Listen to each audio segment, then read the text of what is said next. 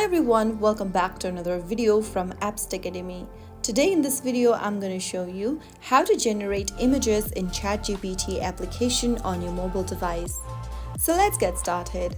First of all, open up ChatGPT application and log into your account. Once you're logged in, go ahead and tap on the text box at the bottom of the screen. Here in the message box, type a clear description of the image you want to create. After writing down the prompt, click on the arrow button facing upwards at the bottom right in black and wait for the image generation to complete. After waiting for a couple of minutes, ChatGPT will generate your image. Once the image appears, you can click on it and this will open up the full view of the image.